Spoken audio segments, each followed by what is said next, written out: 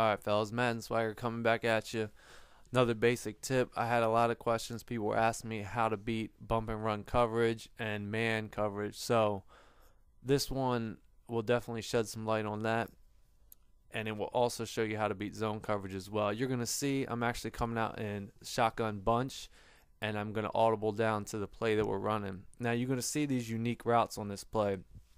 L1 is on that weird jig route to the inside, and square is actually on a slant to up to curl route. One of the only playbooks, I'm sure there's a couple that have it, but where he is on the field makes us perfect for this situation. So the way we're going to destroy bump and run coverage here is we're going to audible down, and the reason I audible down from the bunch formation is because I want my two tall receivers, my number one and my number two, in the inside positions, which I'll show you why later, and I want Jimmy Graham on that out. So anyway, Henderson right here is the perfect thing. 97, 98 speed. This is what we want.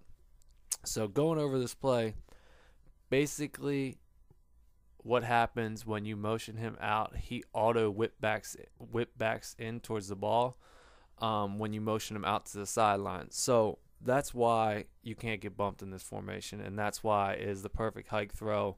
You're going to see it completely confuses the cornerback and gets him all out of whack. So when you motion him out, you want to make sure also that you do not motion him all the way to the point where he sets his feet. You want to make sure you hike it before he sets his feet and throw the ball immediately. Do not wait. Throw the ball immediately. If you wait and it's a good cornerback, he will intercept it. So make sure as soon as you hike the ball, you throw the ball. This is a perfect example of a hike throw. People want to know how to do a couple. Well, here's a perfect one. So anyway, you're going to see, continuing on, I'm going to audible down, which is going to put my number two wide receiver, my fastest one, Henderson, in the position I want him to be in. It'll put Jimmy Graham on the far right and my two tall receivers in the middle. So you motion out, hike the ball. You're going to see he whips back, throw the ball right to him, and get upfield. Now, if they're bringing the heat and they have everybody in the box, this is an easy touchdown. You're going to see if you run this play against someone, you're going to score easily against them. Anyway, if they switch out of it, which they will do because they're going to get annoyed that you're beating them with that, that's why we have the two streaks here. So once they go to zone coverage, you will attack the middle of the field. Now, that's why I have the two bigger receivers there, Colston and Meacham. You want to face throw this route. If you don't know what that means, basically just throw it right at the person, holding up on the joystick, and bullet pass, holding the button down as hard as you can, basically. So you're going to see basically what's going to happen. Both these streaks are going to split. You're going to wait right when they pass the yellow, which is the first zone, and in front of the deep blue zone. So basically, you just have to read it. Either side is going to open up, and maybe even both sides, depending on who you're playing and how they play on defense. But you're going to see here, you need to make sure it gets past the yellow, and then you want to throw it high and right in there. And you're just going to see throughout this video exactly how you do it. Can't really explain it any more than that. You basically just got to make the read. You see they're in zone, you want to attack the streaks, and you just have to make the read whether you throw the L1 or the X. Like I said, make sure they get past the first yellow, you're going to see, and then you throw it.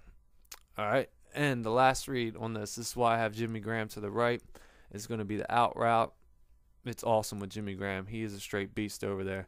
You're going to see now that I'm throwing the out route, I'm actually going to take Drew Brees over to the left some. And the reason I do this is because when you pass this ball like this, it makes it easier to whip Jimmy Graham around if you move him over.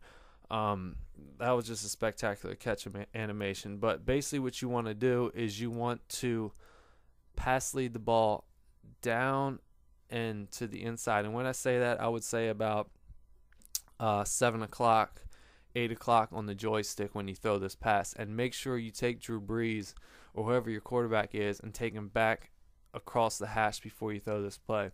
Once you do that, you can click on your receiver and bring him back towards the ball, and you'll do that the same way you're doing with the pass. A lot of people ask how to do this. I mean, honestly, it just takes a lot of time and practice. You're going to see me. I'm going to do it against man and zone coverage to show you that it works both ways. But you do got to make that play on the ball with your receivers. So if you don't feel comfortable rocket catching or spectacular catching, or whatever you want to call it, then I wouldn't recommend doing that. I would stick to the other routes. But if you do feel comfortable, or if he's as wide open as he is right here, then yeah, absolutely go for it. But anyway, check me out, fellas, MaddenSwagger.com, and also at MaddenSwagger52 on Twitter. Follow me, check me out, hit me up with questions, concerns, comments. All right.